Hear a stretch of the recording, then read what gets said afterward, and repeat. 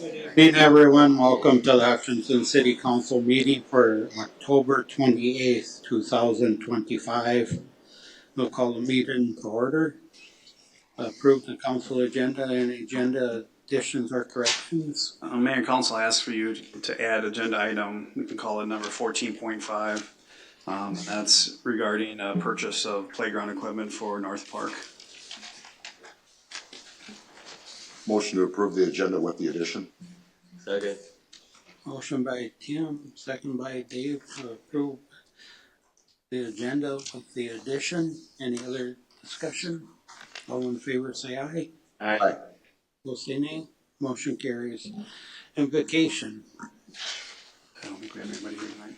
So we'll just have a moment of silence, please.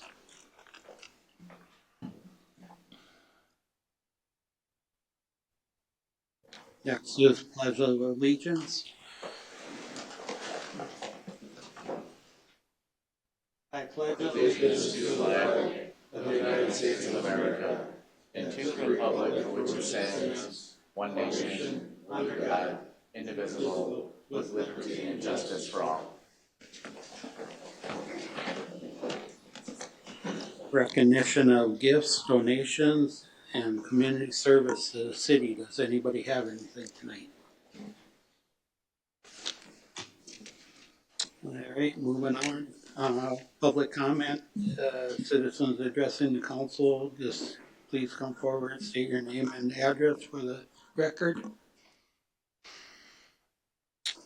All right, approval of minutes. We have the regular meeting minutes of October 14th, 2025. Make a motion to approve those minutes. Second. Motion by Chad, second by Dave to approve the minutes as presented. Any other discussion? All in favor say aye. Aye. Say nay. Motion carries. Consent agenda will be done with one motion unless somebody pulls something off for discussion. A is resolution number 15925, resolution adopting finding the facts and reason for approval of conditional use permit for a 20-unit memory care facility located at 955 Golf Course Road Northwest with favorable Planning Commission recommendation. B is approval of resolution number 15926, resolution adopting finding of facts and reason for approval of preliminary plat for Shepherd Meadow with favorable Planning Commission recommendation. C is approval of resolution number 15929, the resolution adopting finding of facts and reason for approval of site plan review for Scooter's Coffee located at 15 3rd Avenue Northwest with favorable Planning Commission recommendation. D is approval of resolution number 15927, resolution setting interest rate for the 2025 adopted assessment goals. E is approval of resolution number 15928, resolution for certification of special assessment from the city of Hutchinson to the McLeod County Auditor. F is approval of tilling agreement with Terry Windorf for airport agricultural land drainage. G is approval of 2026 license renewals. And H is claims and appropriation and contract register A. Is there anything anybody wants pulled off? I make a motion to approve the consent agenda 1. Second. Motion by Chad, second by Pat to approve consent agenda as presented. Any other discussion? All in favor say aye. Aye. Say nay. Motion carries. Claims appropriation contract payments register B. My son has a check on that register, so I will abstain from voting. Motion to approve. Second. Motion by Tim, second by Dave to approve with me abstaining. Any other discussion? All in favor say aye. Aye. Opposed say nay. Motion carries. All right, we'll do have public hearings, but we're Or at 5:30. there at 5:30. We changed it up so we no longer had to sit here and wait anymore. So Boy, It's pretty wild. you should tell me when you do changes. I was just seeing if you're looking at the agenda. Now, so. I'm so used to the way it was, so. Okay, approval of second reading of ordinance number 25-865, ordinance granting a franchise to Robert Hockey of Library Square East LLC to place a flagpole on city property located at 115 First Avenue Southeast, I'm sorry. Mayor and Council, this was on the last agenda, and you had the first reading of that ordinance.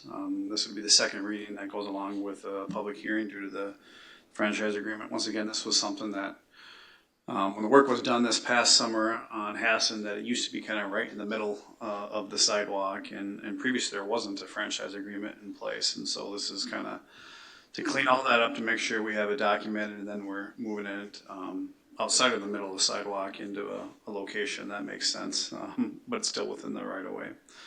And so that's the purpose of the public hearing, is to take any input on the important thing of putting up a flagpole. So Motion to approve.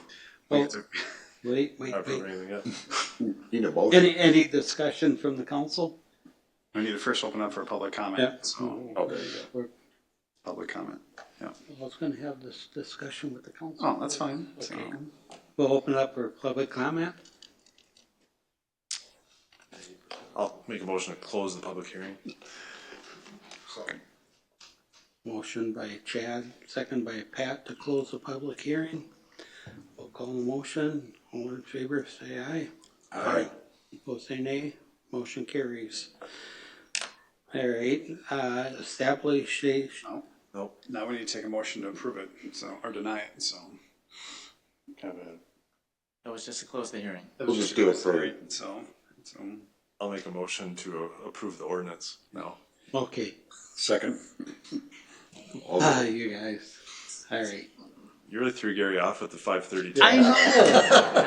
that's why I'm here to If it help was guide you through 6 it. o'clock, I'd be fine. Oh, rattle. Talk about creatures of habit. Yeah. It was kind of like when they moved the flag on us. Motion by Chad, second by Tim. To approve the ordinance. Any other discussion? All in favor, say aye. Aye. Opposed, say nay.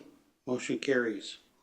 Okay, so now it's Now still I can move it's still 5:30, It's still 5. and we have a second public hearing, so we're gonna follow the same steps. So, Okay, all right. I think I got it now. Change of a TIF district 4.25 redevelopment of TIF district for the Hutchinson Hotel project and purification of TIF district 4.22. hand over to Miles, he'll handle this part before we open up for public comment, so. Is the green button on? Oh, there we go. Okay. Yep, now we're good. Mr. Mayor, members of the council, tonight we're going to talk about establishing a new TIF district, and this is relating to the Jorgensen Hotel building and the Cook Jewelry building.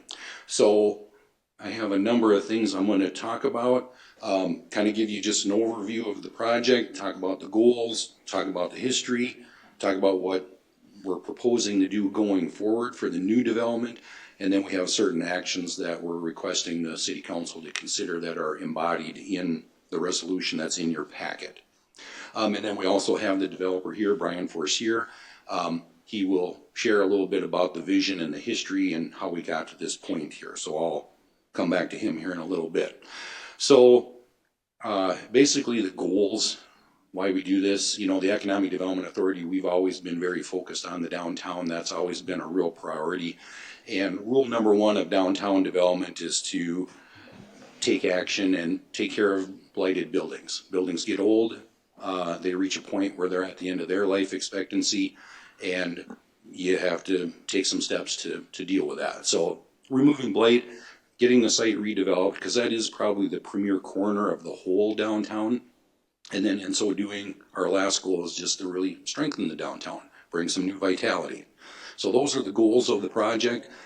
The location of the project, this is 2 and 10 Main Street South. So just kitty corner across, we can probably see it from out the window. So everybody knows the Jorgensen and the Cook buildings, right across from Library Square.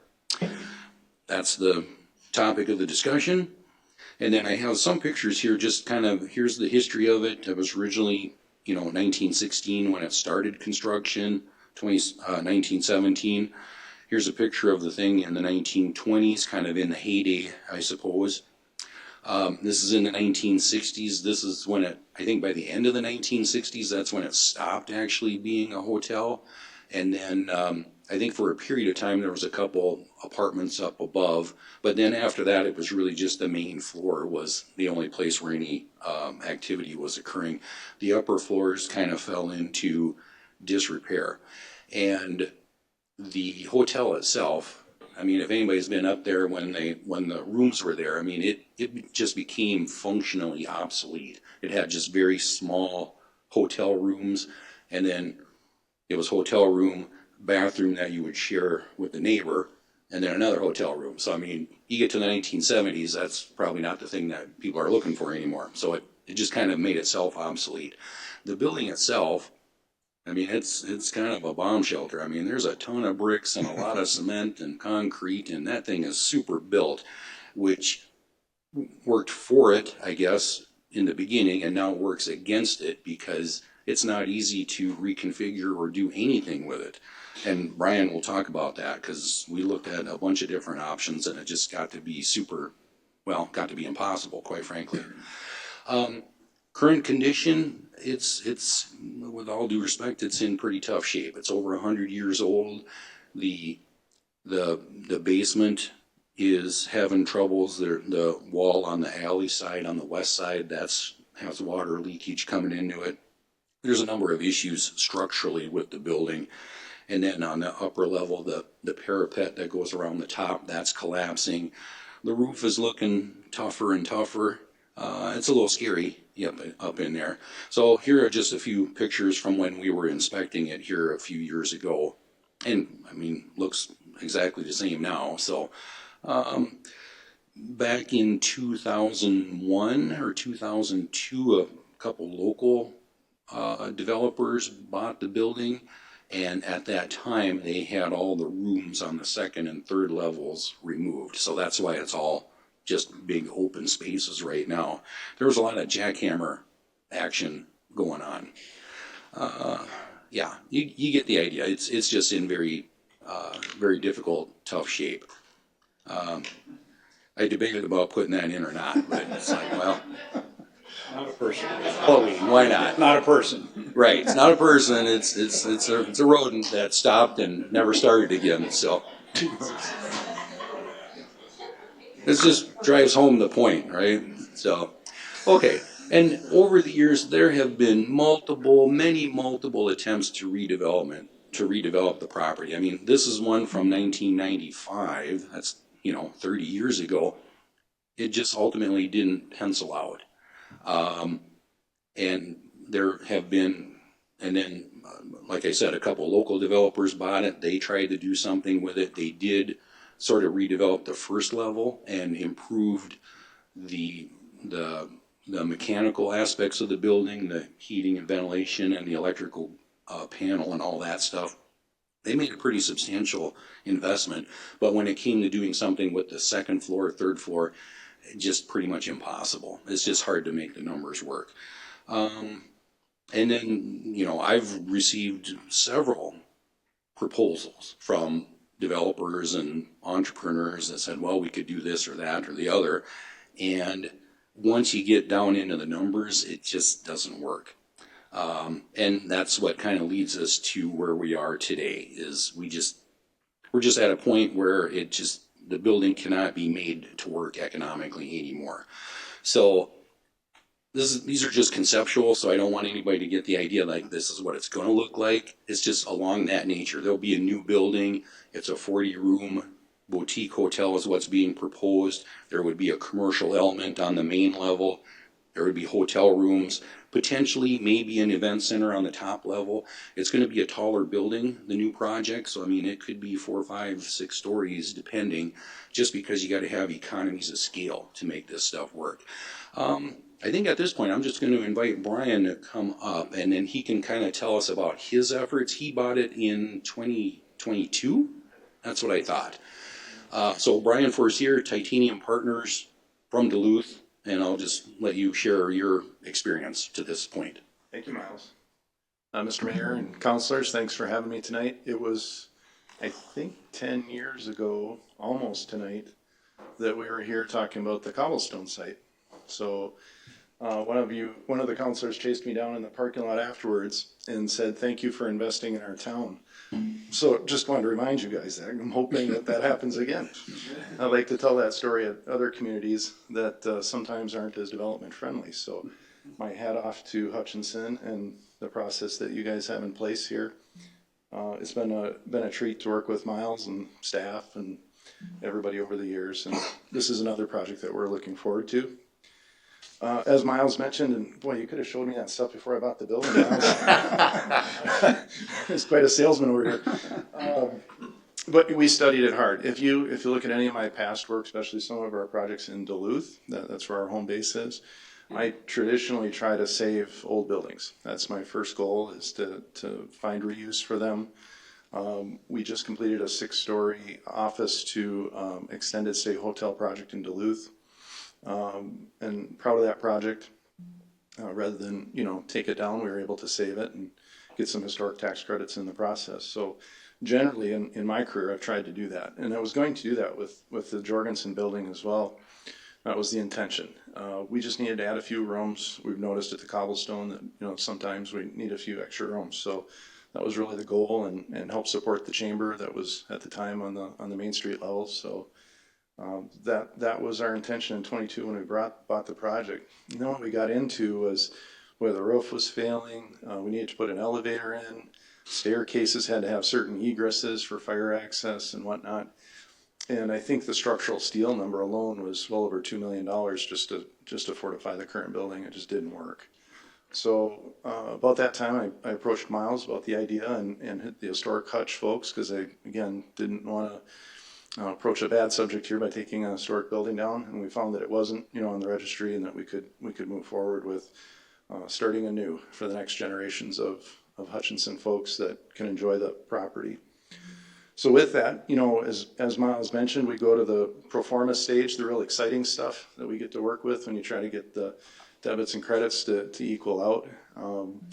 And I will say, without this TIF district, it does not work. We won't be able to complete this project. So I'm hoping that tonight is a favorable vote. We need your help. We are committed to this project, but we need your help, or it won't happen. So I am asking for that tonight.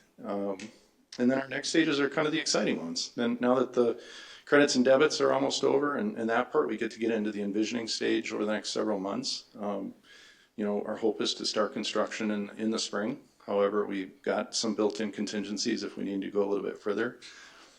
As some of you probably have noticed, there's things called tariffs and uncertainties in the world that are in our control, and some aren't.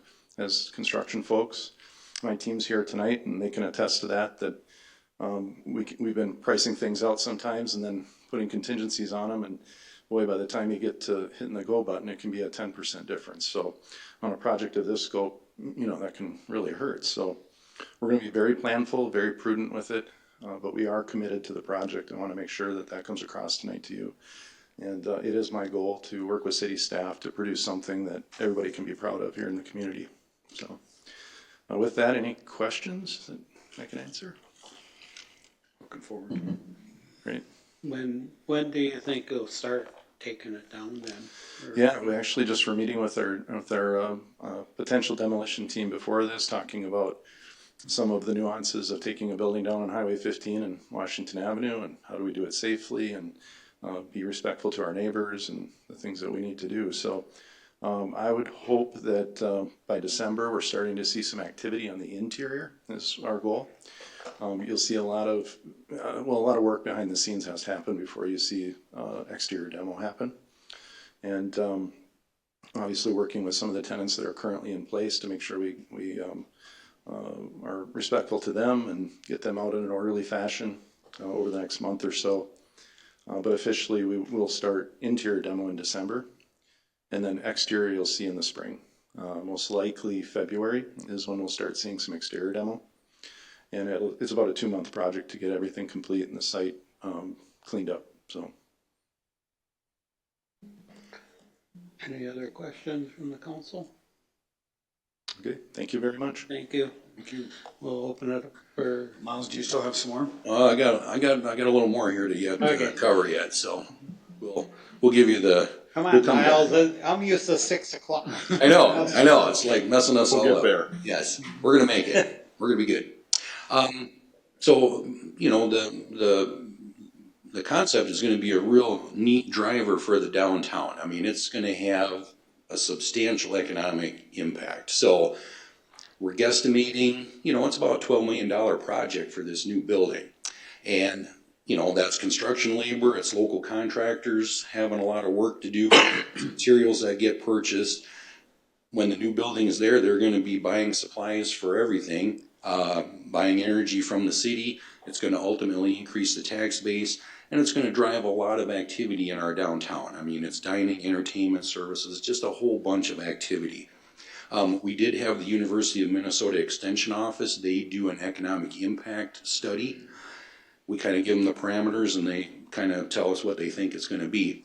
So, I mean, just the construction of this thing, that's going to be 90 to 100 construction jobs that'll come out of that. That's going to be upwards of $6 million in wages and benefits that get paid. And then once the new building is up, that's going to generate about 3.9 million conservatively every year of new activity in the county, right? People are going to be coming from outside and spending their money here. And it's going to bring a lot of benefits to all the other businesses up and down Main Street. So this is one of the things that U of M Extension gave us. So this is actually looking at the Cobblestone Hotel on 15 and 7. So I'll kind of walk you through this. So you have people come into town, and before they check into the hotel, according to the data that we have, 23.8, almost 24% go get something to eat first before they check in. Another 16% might go shopping. They might stop at Target or Cashwise or who knows where. 15% will do some fun thing, whatever it is, before they check in. Then they check into the hotel, and then once they check out, again, 21% are going to go get something to eat before they hit the road. And then 17%, you know, go shopping, 13% do something fun in town, and then they head for home. And according to the data that we have, 77% of Cobblestone guests are coming from over 50 miles away. So that's people on the outside coming to Hutchinson to drop off their money and depart.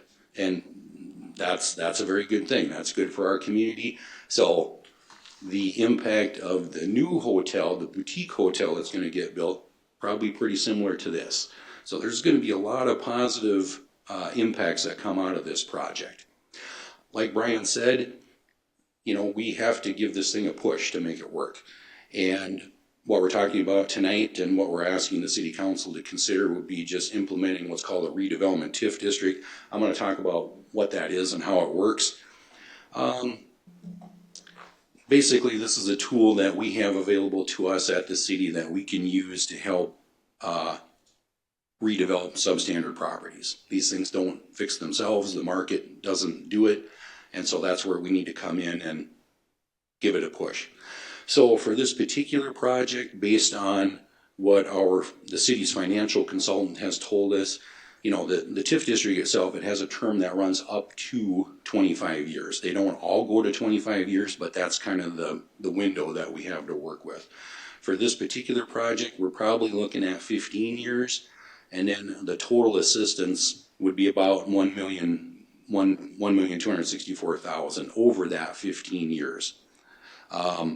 And I gotta kind of really stress that this number we might have to come back and revisit because there's some variables yet that have not yet been nailed down. So it could really happen that we might be back in the near future just to kind of talk this out. And that would really revolve around taking that 15-year number, and maybe it might be another couple, 2-3 years, who knows what. But I just want you guys to be prepared for that. So right now, we think this is where we're at, but we need a little more analysis here to really nail that down. So how does this thing work, right? Everybody hears TIF. What the heck is that? How does that work? So basically, the way it works, it's just a tool to capture property taxes and route them back into a project. So today, the Jorgensen, and these are not real numbers, I'm just putting these down for illustration. You know, it's kind of a rundown property. It generates a certain small amount of property taxes every year. And let's just pretend it's $1,000 property taxes every year. I bet you wish it was that low, but yeah. So what happens then is that the taxes get collected at the county, and then they get parceled out to the city, to the school district, to the county, to a couple other smaller jurisdictions. When the TIF district is formed, that original tax amount and the amounts going to each, to the city, to the county, to the school district, those are kind of frozen in place, so they stay in place for the duration of the TIF district. Once a new development takes place, you got a brand new building there, it's going to have a way higher value. Because it has a higher value, then it's going to generate a lot more in property taxes. And that's where we talk about the tax increment. So the difference between the new property taxes from the new building, from the old, and then subtract out the old property taxes from the old building, that difference is the tax increment that you hear about. And then that can get routed back into the project to pay for certain costs. So that typically goes back to the developer. It makes the project work financially. The key point, I guess, is that the taxes in question, they're paid by the developer on the front end, and then they get captured and then routed back into the project. So there's no public tax dollars in there, it's just developer tax dollars. And that original amount that we talked about, that's still going to the school, to the county, to the city, just like it always did. So nobody really loses out.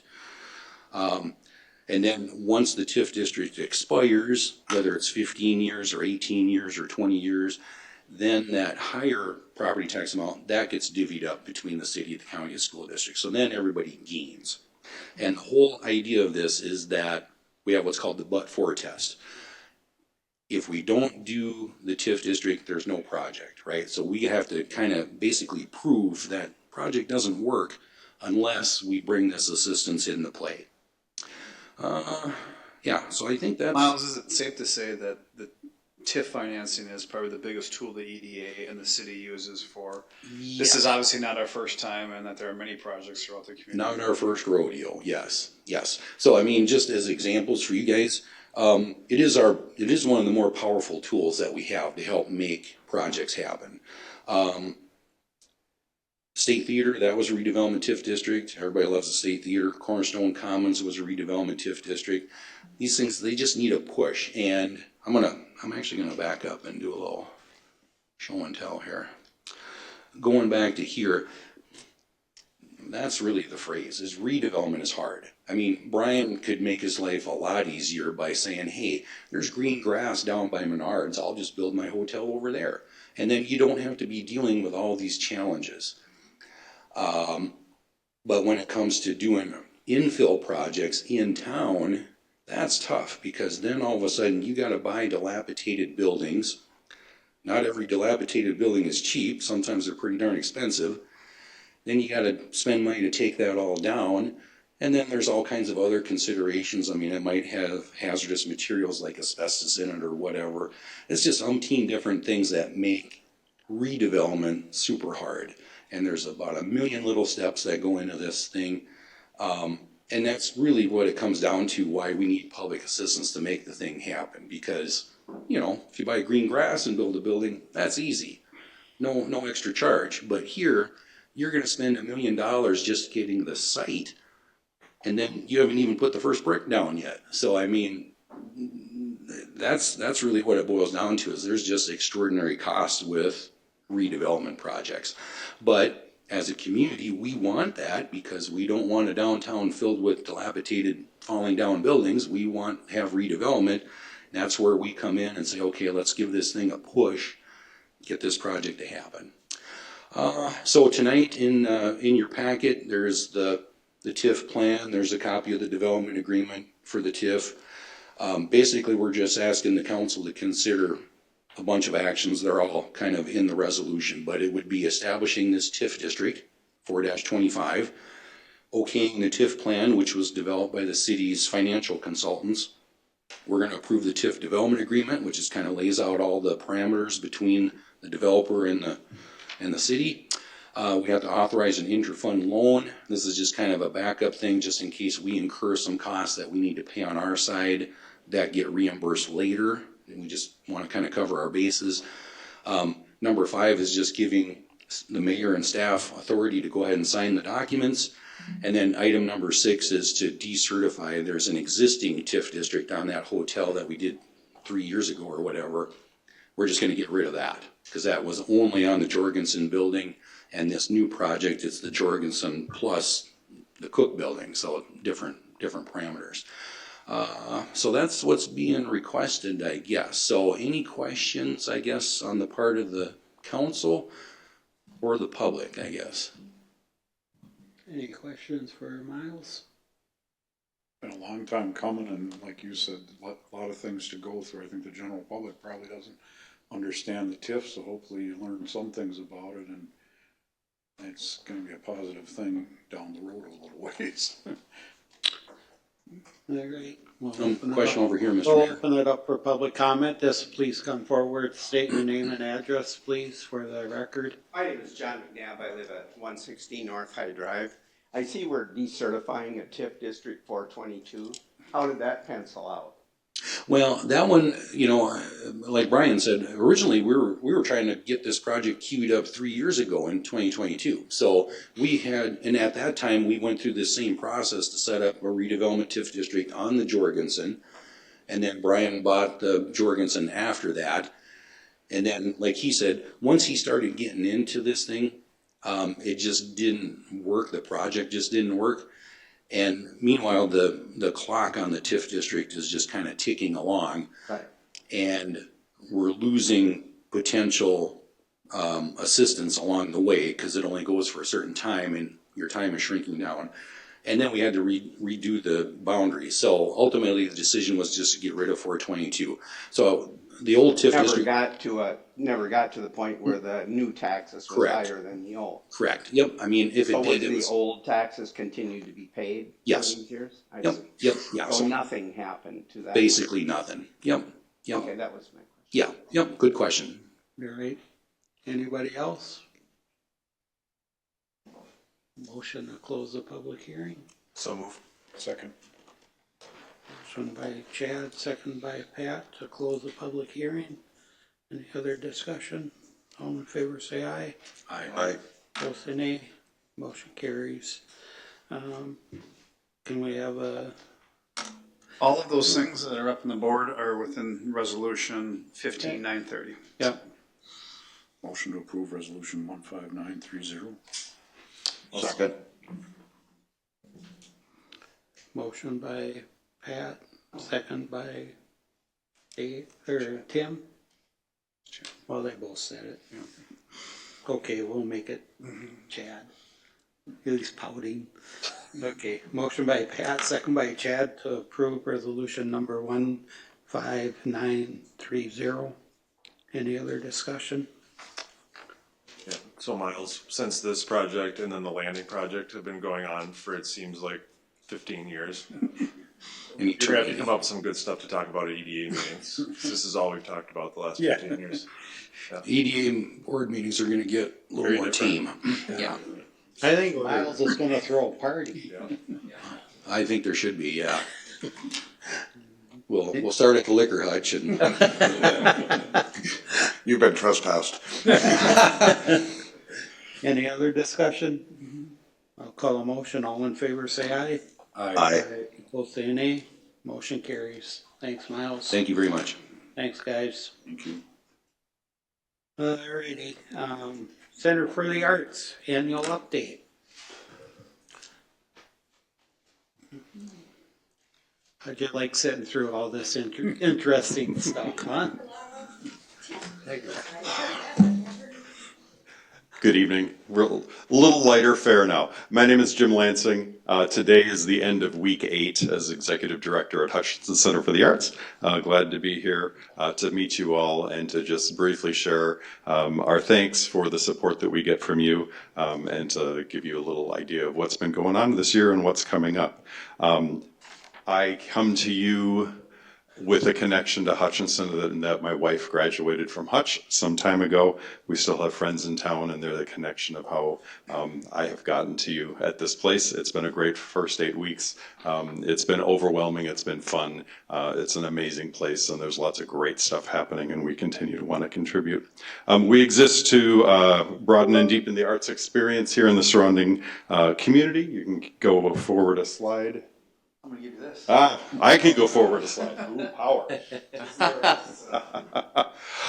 You're probably familiar with our most visible piece, which is the gallery that we have.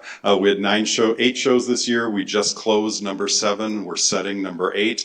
It'll be open for you next Wednesday. It's an artist from Watertown, who is a mathematician as well as art. She's got a kind of a unique perspective. She comes in. We've had a little over 1,400 visitors through our gallery through October, which represents about 10% of the population of the city.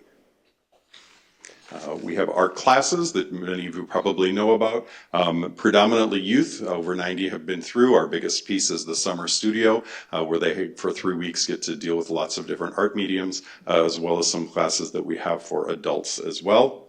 And outreach events, a little over 330 participants so far this year. The biggest one there in the first picture on the left is a mural that was started this summer. It's set up to be finished in our back room. Painters arrive tomorrow to get that ready to go up and add to the mural collection that we have within the city.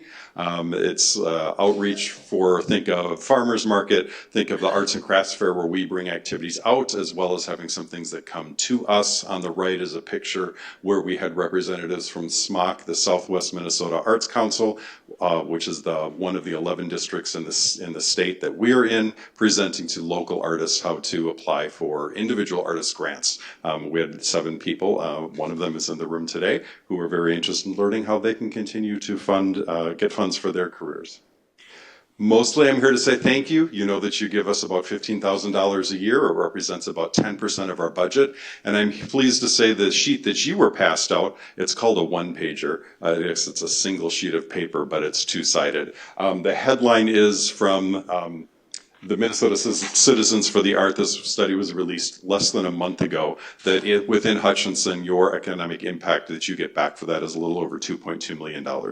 Direct funding, direct sources as well as indirect. Think of the difference between buying the ticket to Riversong and staying in the Cobblestone and eating dinner here as the indirect effects. So beyond the economics, though, we truly believe that we're here to help build and strengthen the community. I've met people who are transplants coming to work here because of the great opportunities, and they find a place in our art community because they want to find their fellow creatives. Students that find their place because they're just so excited to touch every possible thing that they have to make art, paint and charcoal and clay, and the list goes on. And then lastly, we strengthen the community with our partner organizations. They're listed here. They're festivals like JC's Water Carnival, arts groups like the Crow River Singers, No Lines Improv, and others that are members of us that get support from us, liability insurance with us, and their fiscal sponsorship. For the rest of the year, there's on the left the Circle Theorems, which is the show coming up. If you're around next Friday from 5:30 to 7, come meet Emily. On the right, you can see she'll be decorating our windows. That's her rendering of her art as snowflakes, decorating for our holiday boutique on December 6th. And then for those of you that are artistically inclined, in 60 days, about in January, we'll have the community art show. Plenty of time for you to paint or draw or sculpt or whatever it is you have. 60 days, you can get anything done. I think if you need stick people, I think we probably could do it. Art is art. It's in the eye of the beholder, right?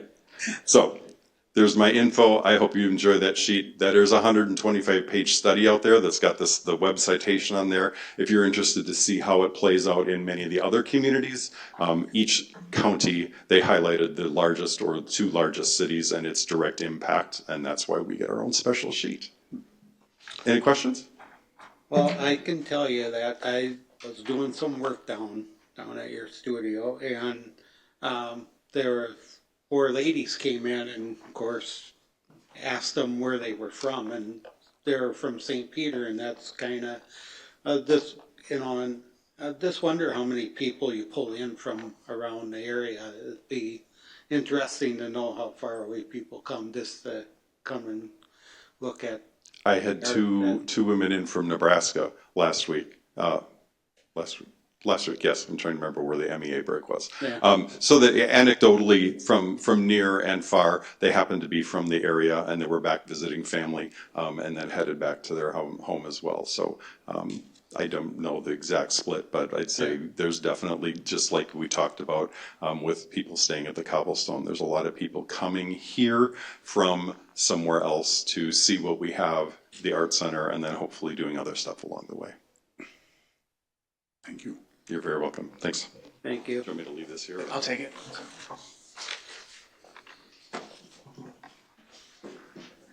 Thanks.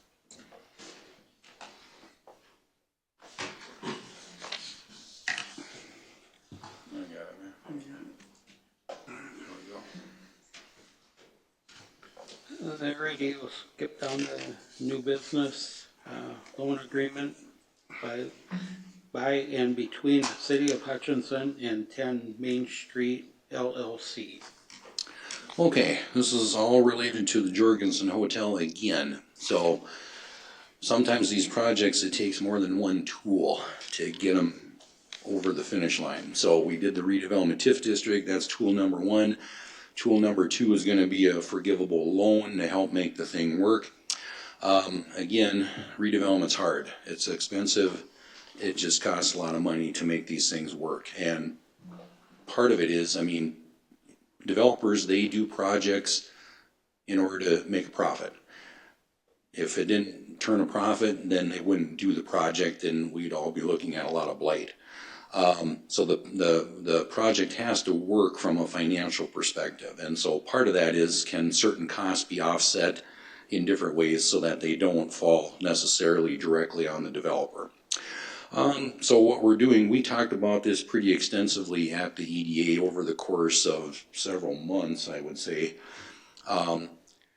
In order to help facilitate this project and get it over the finish line, we worked with the developer to help acquire and assemble the properties, and particularly the Cook Jewelry Building.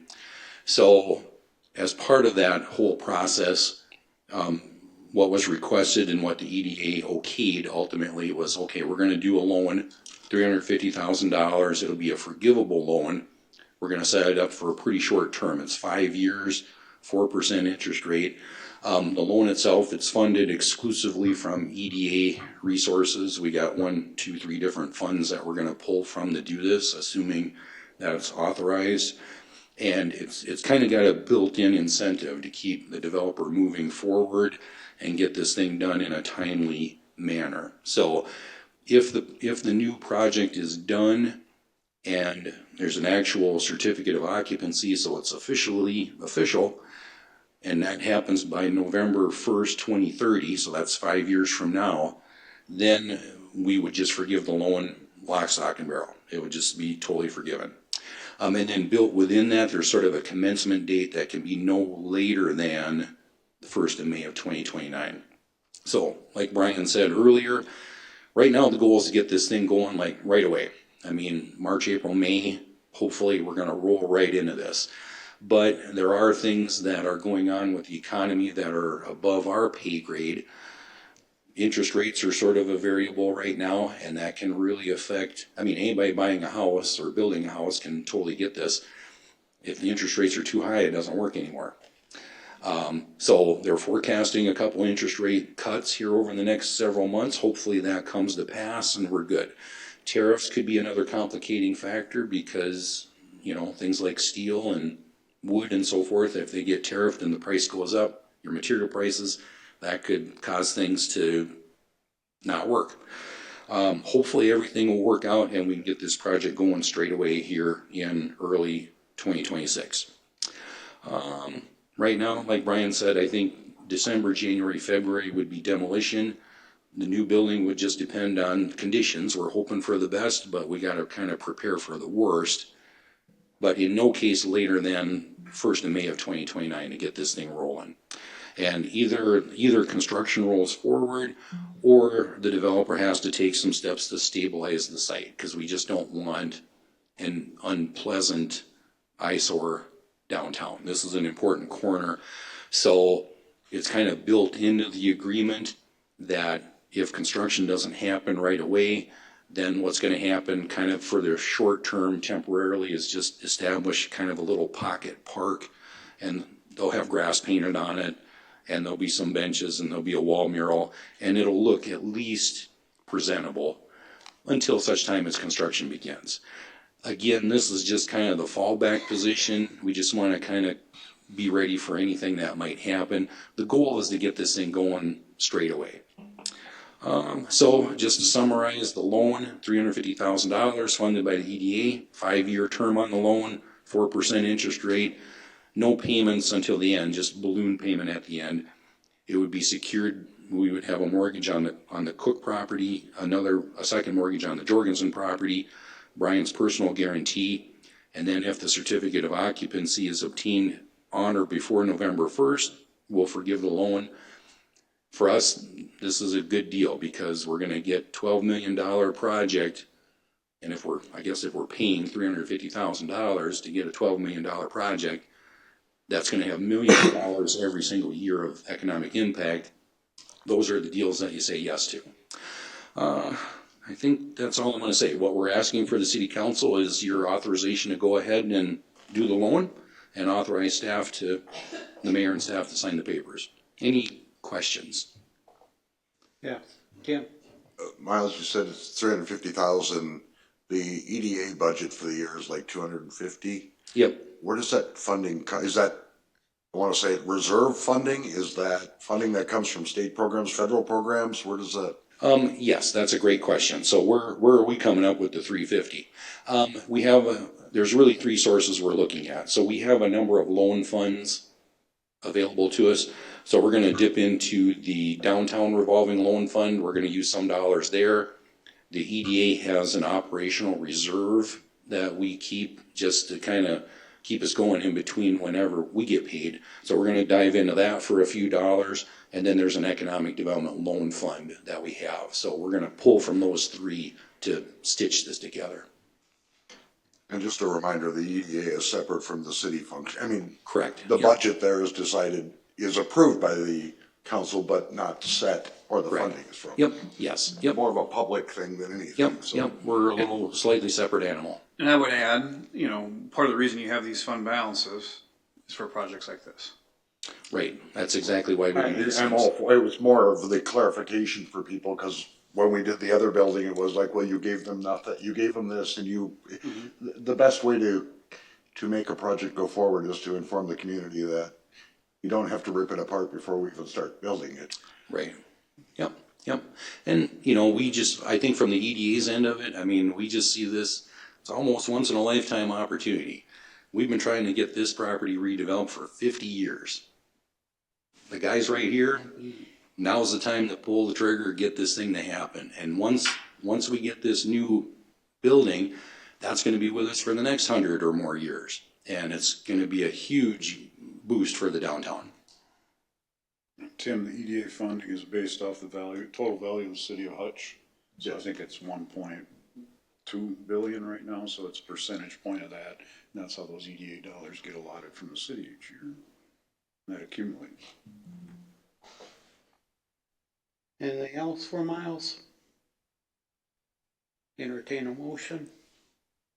I'll make that motion to approve. I'll second it. Motion by Tim, second by Dave to approve. Any other discussion? All in favor say aye. Aye. Those say nay. Motion carries. Thanks, Miles. Okay, thank you. First reading of ordinance number 25-866. Ordinance to rezone property at 135 North High Drive Northeast with favorable planning commission recommendation. Yes, good evening, Mayor, council members. I'd like to pull up a graphic here. Just bear with me for 1 second as I pull up the the packet information here for this. Turn this back on. So a few months ago, I was here and we had a sketch plan review for the property at the former Burns Manor site that was at North High Drive. North High Drive, Highway 15, Burns Manor used to sit in here. I believe it was torn down like 2013 or so. And that property has sat vacant since then. And there's been numerous property owners that have, developer types that have looked at it and looked at options for redevelopment and whatnot. And nothing has really stuck. And the more recent project is a discussion of 3 apartment buildings that would be 44 units each, so a total of 132 apartment buildings, apartment units. Same developer that did the Highfield apartments down near Quick Trip, if you're familiar with that. There's actually 5 buildings down there, but they are looking at Hutchinson for another potential project.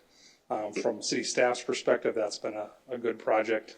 Haven't had any issues with it. So in order to facilitate that, a rezoning is needed. So the Planning Commission looked at this item last Tuesday night, recommended unanimously to approve the recommendation of the council for that rezoning to mixed use. And I'd just like to, before we get to that, show kind of a little bit of an idea here of, again, this is a kind of at a high level right now. This will get looked at, but the thought is that we have North High Drive out front here, that there would be 3 apartment units, kind of a courtyard in the middle with some recreational amenities for the apartment users, some garages surrounding the perimeter, and then a parking area. So I always think when we're talking about a rezoning, that's important to give context of what is being looked at. Obviously, this needs to be flushed out more, and there will be a whole process for that with a site plan approval and such. But so what we're looking at this evening is the first reading of the rezoning. Staff is recommending to go ahead and do that, and I'd be happy to answer any questions you have. Any questions for Dan? Entertain a motion. Make a motion to approve it. Second. Motion by Chad, second by Pat to approve. Any other discussion? All in favor say aye. Aye. Opposed say nay. Motion carries. Thank you. Thanks, Dan. Resolution number 15924, resolution approving the 2026 employee benefit package. Evening, Mayor and Council. All right, so here tonight to present the 2026 employee benefit summary to you. As you'll recall, last year we brought the full package forward for your approval, everything at once. This is just a snapshot that was included in the packet. No major, I wouldn't say any major changes, so no changes to health insurance, no changes to dental insurance, anything major like that. We did see a 14% premium increase for our health insurance. Initially, Health Partners came back with a 21% increase.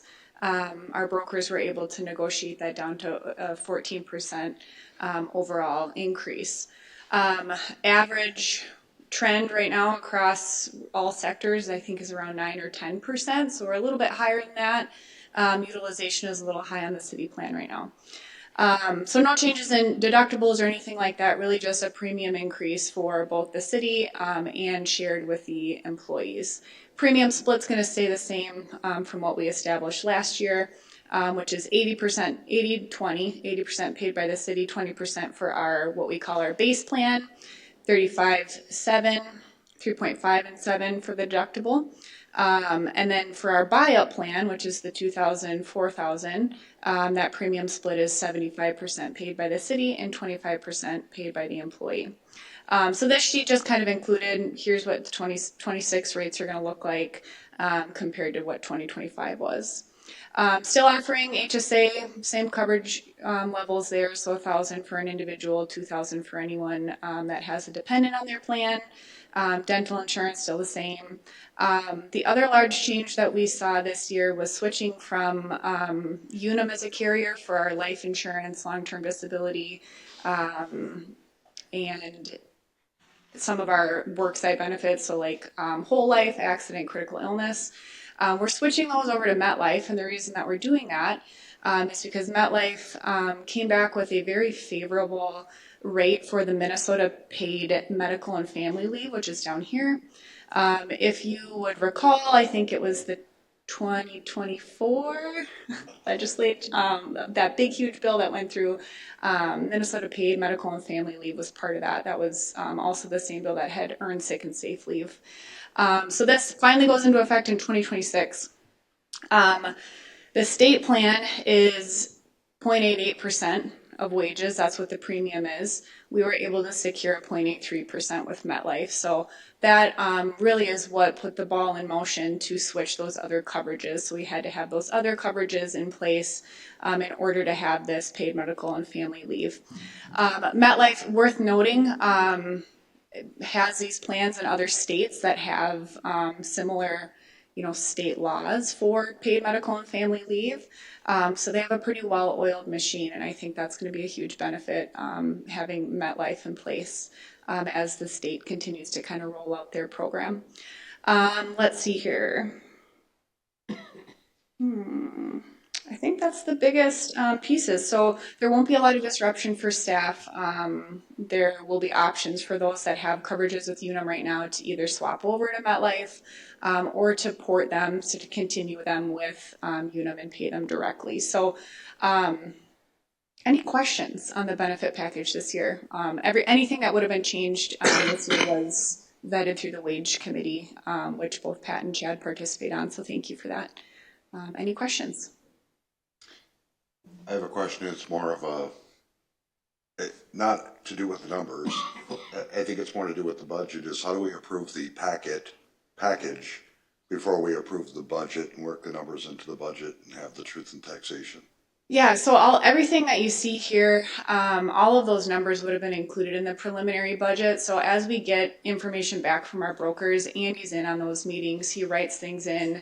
We're able to kind of trend from how we've performed in the past. And I would say that typically the preliminary budget, the stuff that's put in there, doesn't usually change. And so we've always communicated to USI, our brokers, to when our dates are so that they can kind of work backwards. So we have really good data and information to put into the preliminary budget. I mean, I guess the other answer is I think we had budgeted 15% for health insurance. It came in at 14%. Part of the reason we asked for it now is because we're in open enrollment season. And so and that was more the question is, are we on a time frame here as opposed to, because we're still in that whole budget negotiation thing. Yep, absolutely. So then this getting approved now just, I guess kind of just gives the stamp of approval for us to be able to offer these benefits and to have people, to communicate to people, here's what's going to be offered for 2026, have that enrollment period. We do have to have a lot of this information to carriers by like December. So that everything can go into place for January. So it is off, the timeline's off just a little bit from the regular budget approval in December. I guess there was no direction from council during the preliminary about changing any of the benefit stuff. And so you are somewhat locking the city into at least that portion of the budget by proving that now. You know what that set cost is for that. Historically, though, Matt, I think that we always figure high. I don't think we ever figured something and it came in way higher, did it? Well, most of the time. Part of when we set those preliminary budgets is try to be as close as we possibly can with our health insurance. And luckily we were very close this year. We budgeted 15% and ended up coming in at 14%. So there will be a slight cost savings over our preliminary numbers based off of that. It was more of a, like I said, it was more of a timeline question, and you're not going to go back and renegotiate for the budget. I mean, they're not going to. No, there's This, your yeah. offer. So This you're gonna have is- to, if you have budget cuts or whatever, you're gonna have to deal with it another matter. Yeah, and like Matt was saying, you know, when Andy estimates, he's really great at it. But you know, when they came back initially with that 21%, obviously that doesn't match up with what we estimated, and that's, you know, part of the reason why we have a broker on our side that we trust. They're able to go back and negotiate. And I think one of the things that's important to mention, we did talk about this at the wage committee. The city's really not in a position of power to go out and market to other carriers. That is a tool that we can use occasionally. Because Health Partners was willing to come down quite a bit, we didn't feel like we really needed to go out there and see if there was anyone that was willing to bid on our plan. But you know, that's always a tool that we can look at, but we really weren't in a position of power to do that this year with our loss ratio for the plan.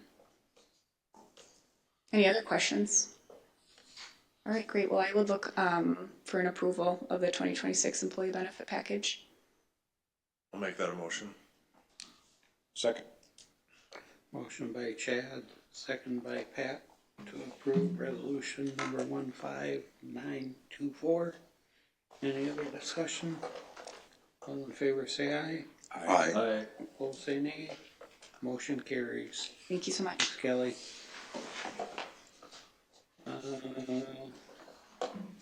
Approval to purchase North Park playground equipment. Yeah, give me a second, Mayor and Council.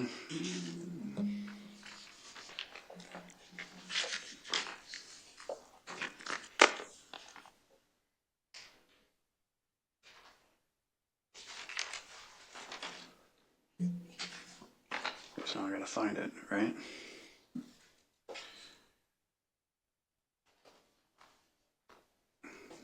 This is the playground.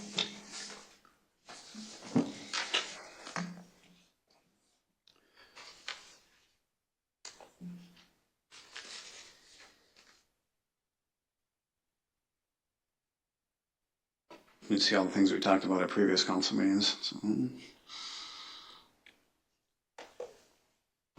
Should have some background music at least. I'll find it here eventually. Do we have any singers in the crew? Sarah, is Sarah still here? Did Sarah take off? Sarah took off. Okay. Anyways, as I look for this, we had a request that came in from Park and Rec regarding a 2026 playground that is in the works for replacement next year. It's at North Park. That's a shared partnership between the city and the school district. One of the things, and we've learned this from year to year, is the vendors usually come to us and say, okay, come November 1st, we're increasing pricing to 2026 prices, which obviously increases the cost of the playground. So in an effort to try to save some money regarding those expenses next year, we want to bring it forward tonight before we got to that deadline to seek early approval. This wouldn't be something that'd be billed until 2026, but we can lock in that pricing now for the project. And so I included the two bids that we received on it, along with a picture of what the project was going to look like. And that's what I'm trying to pull up. I'm just trying to find where I put it at in my. Oh, there we go.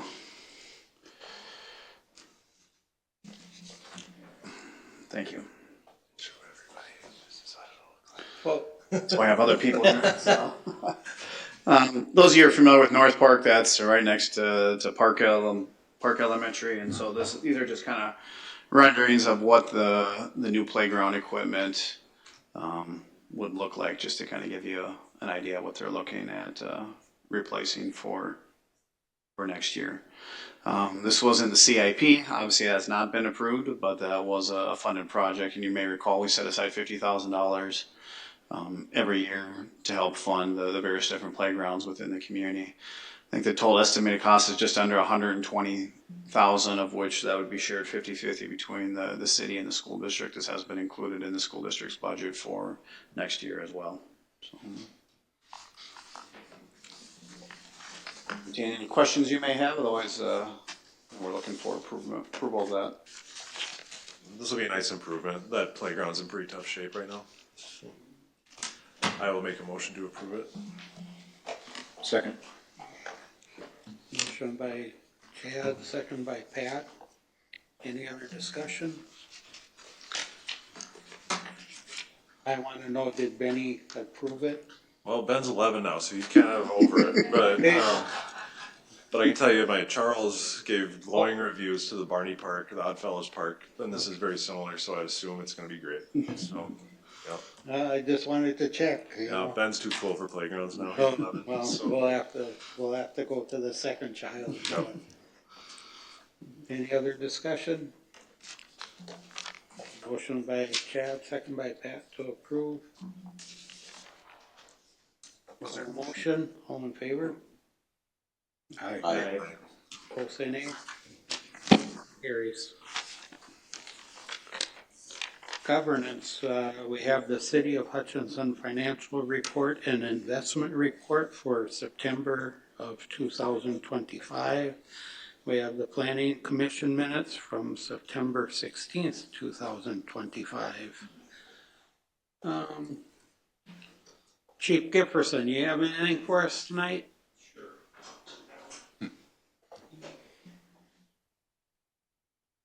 Just one thing.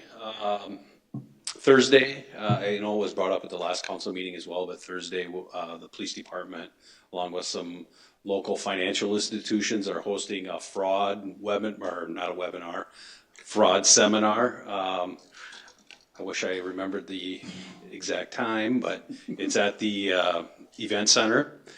And there'll be, I think there's gonna be some other opportunities like paper shredder and that type of thing there too. So if you need, or anyone needs information regarding that, they can contact the police department for times and that type of thing. But I just wanted to make sure that I put it out there. I told Officer Fenrick I would, so. I think that they requested for the event center for the RSVP, right? Yeah, that sounds right. Event center, yeah. Yeah. It's on Facebook. It's Yep, it's 10 to just- 1. There's a little, Thanks, Tim. you're welcome. And it's not too late, so if you want to still attend, please do. Sal, do you have something for us? Details. You do not have to register. It's Oh. encouraged, but it's not required. Can you come up so Thursday. you gotta get your steps in, Val, right? Back and forth. 10 to 1 Hutchinson Event Center. In addition to free paper shredding, there is Minnesota Tech for Success, which is going to be on site. And so ultimately they take donations of cell phones and laptops and they refurbish them and return them to school districts, but you can donate those so they can be wiped clean of all of your information. You can bring as much paper as you like, and then we have all of our banks and credit unions in town that are participating are each discussing a different way essentially to be scammed. So in addition to Officer Fenrick and Officer Ambrose leading the presentation, there will be a ton of information just available through all of these people partnering together. So. All right, thank you. Miles, you got anything else for us tonight? Mark, do you got anything else for us? Nothing tonight. Matt? Just a reminder, recognition event is November 6th. That's a week from this Thursday. If you have an RSVP, please do so. So have a little bit of time. Reminder that our next meeting is Wednesday, November 12th, because that Tuesday is Veterans Day and offices are closed. So we are meeting Wednesday, November 12th at 5:30 will be our next regular council meeting. So that's it. So can you warn me already that we have any public hearings We at 5:30? I'm going to warn you right now, and the rest of the council and the public, we have moved our public hearing times up to 5:30. Okay. Just so we don't get into situations where we go through the agenda quick and all of a sudden we're sitting here at 5:40 having to wait for 20 minutes. So, I mean, they may not start exactly at 5:30, but we've got them scheduled for that time. So once we get to the agenda item, we can address that after. I think the last two public hearings, we had really quick council meetings and we were waiting here. So we made that administrative change. So. Well, then if you move the flags too, let us know about that. Alrighty, that it, Matt? Yep, that's it. All right, yeah, let's start with you. And everything extra tonight. Timmy? Still setting up the budget meetings, they'll be out probably by the end of the week, so watch the Hutchinson station for kind of the meet and greet for comments from the community. That's it. Alrighty, Dave. Well, Mid-Minnesota Development Commission, the RTC or RTTC, however you might want to say it, Subcommittee on Transportation, had a Zoom call today, and things are progressing along, but a lot of it's dependent on what financing does for transportation, that type of thing. The biggest thing came out of that, even though it's called transportation, is we talked about aged, I should say, and I say I am included in that, so I'm not afraid to say it that way, but typically there's a lot of people within the state that have lost or going to lose some of their health care benefits, and right now that's a big topic throughout the state. Is there's a pathways to, I forgot the name, and I must have erased it out of my our cell phone, but pathways to something, and but anyway, it deals or it talks about the areas that you could go to, and I'm not gonna have not much information for you, it goes to where you might be able to get some help, but until that enrollment period starts in place, why a lot of people are gonna be up in the air, unfortunately, and I know there are some in McLeod County that are involved in that, so it isn't that you're not being thought of, it's just that you just have to search and have some good advice from some advisor from somewhere, so I guess that'd be the best advice I could pass on now. I wish I just had the exact terminology for that, but I don't. All right, thanks, Dave. Pat? Nothing. Nothing? Well, I had airport commission meeting. We got to tour the hangar of Camp Craig, the Civil Air Patrol's new building out there, the bright blue one. It's easy to find the airport now with the big blue one out there, but we do have some open hangars available. Otherwise for that, HRA, Park Towers, we do have some available apartments, so if you're looking for someplace, you can contact Park Towers. Do have, we got some money for the statewide affordable housing aid money, so if you got a rehab program or some updating to do to your house, contact the HRA and see if you're qualified to receive some funding. Otherwise, that's it for me. So, Motion to adjourn. Second. Motion by Pat, second by Tim to adjourn. Any other discussion? All in favor say aye. Aye. Opposed say nay. Motion carries. Thanks, everyone.